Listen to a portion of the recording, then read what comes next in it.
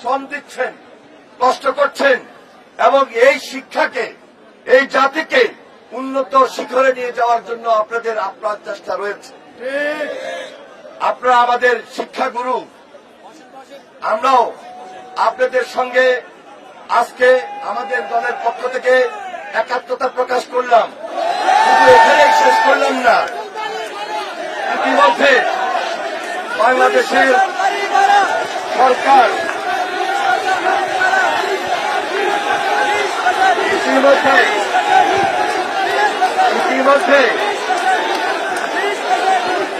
ইতিমধ্যে অন্তর্বর্তীকালীন সরকার আপনাদের চুক্তি সংগত দাবির সহিত একমত পোষণ করেছেন,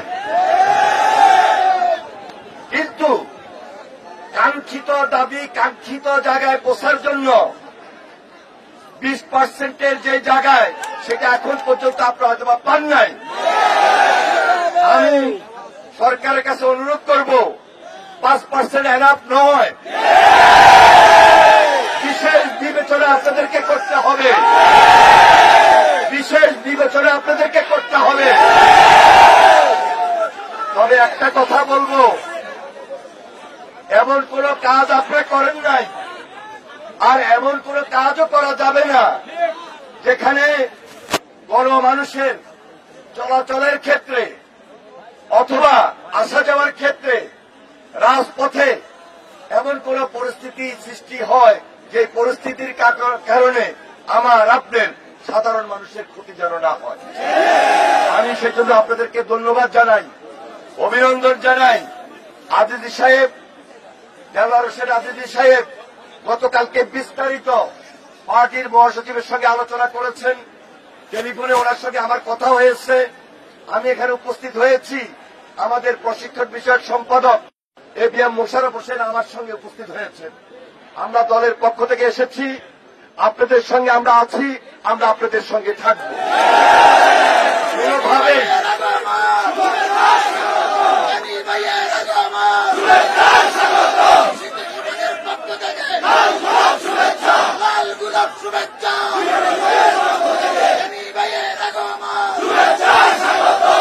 মনে রাখবেন, গত 17 বছর আমরা আন্দোলন সংগ্রামে ছিলাম, মাঠে ছিলাম, ময়দানে ছিলাম।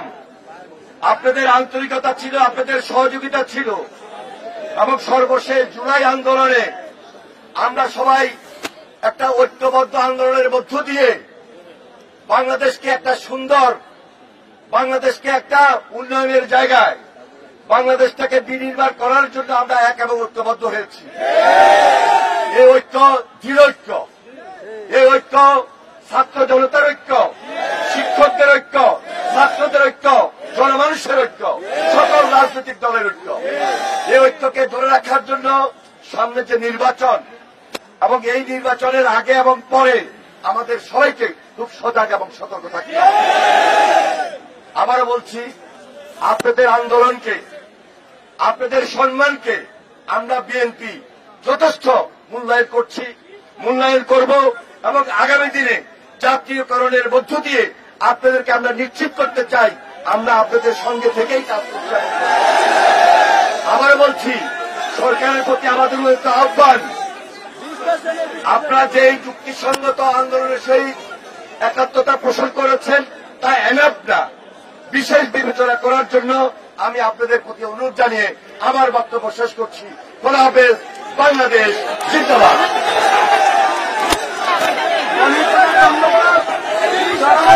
শহীদুদ্দিন চৌধুরী ভাইকে এই তথ্য মধ্যে দাঁড়িয়ে শিক্ষকদের জন্য তিনি যে বক্তব্য রেখেছেন, এই বক্তব্যের পরে আশা করি সরকার ইনশাআল্লাহ আমাদের দাবি বিবেচনায় নিয়ে দ্রুত প্রজ্ঞাপন জারি করবে।